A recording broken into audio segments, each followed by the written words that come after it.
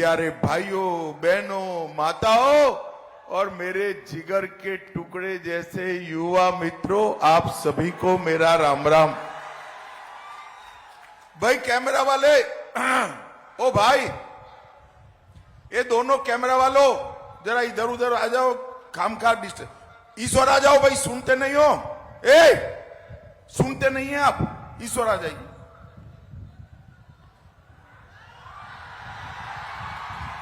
सबसे पहले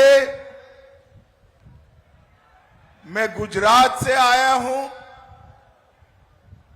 और देश के दूसरे छोर पर सीतामढ़ी में सीता माता की पवित्र भूमि को प्रणाम कर कर मेरी बात की शुरुआत करना चाहता हूं। यहां हलेश्वर धाम, पंथ पाखर मंदिर, बोधायन मंदिर, बाबा नागेश्वरनाथ, ईशाननाथ मंदिर, ये सभी देवस्थानों की पवित्र भूमि को प्रणाम करता हूं। मैं आज यहां आया हूं तब महान स्वतंत्रता सेनानी रामफल मंडल जी और आचार्य जेबी कृपलानी को भी मैं याद कर कर मेरी बात शुरू करना चाहता हूं।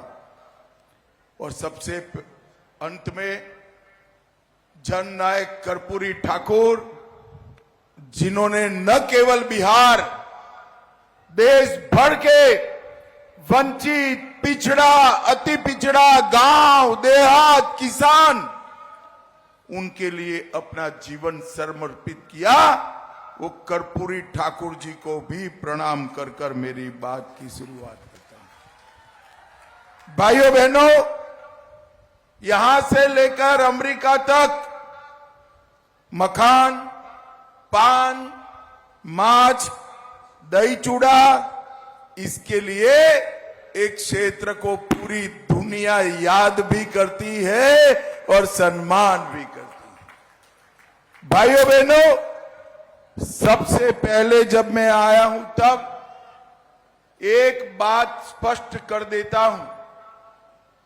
मोदी जी ने 500 साल से रामलल्ला टेंट में बैठे थे। बाबर के जमाने में राम मंदिर को तोड़ा गया। मुझे बताओ सीतामढ़ी वालों, राम मंदिर बनना चाहिए था या नहीं बनना चाहिए था? जोर से बोलो, बनना चाहिए था या नहीं बनना चाहिए था? एक कांग्रेस पार्टी जदयू ने सपोर्ट किया। कांग्रेस पार्टी और आरजेडी कई साल तक राम मंदिर के प्रश्न को लटकाते रहे, अटकाते रहे, भटकाते रहे। मोदी जी को बिहार वालों आपने दूसरी बार प्रधानमंत्री बनाया। 5 ही साल में केस भी जीता, भूमि पूजन भी किया और 22 जनवरी को प्राण प्रतिष्ठा कर कर जय श्री राम कर दिया। और मित्रों, वहां मोदी जी ने नारा दिया, वो जय सिया राम का दिया।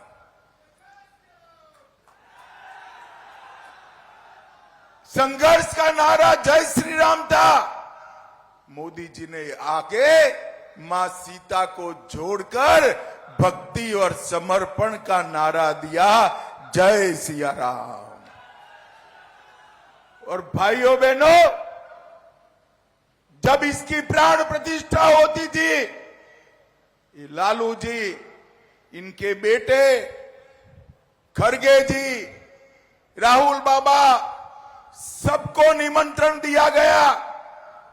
कोई नहीं गया, कोई नहीं गया। आप सीतामढ़ी वालों पूछना जरा, क्यों नहीं गए? क्यों नहीं गए मालूम है?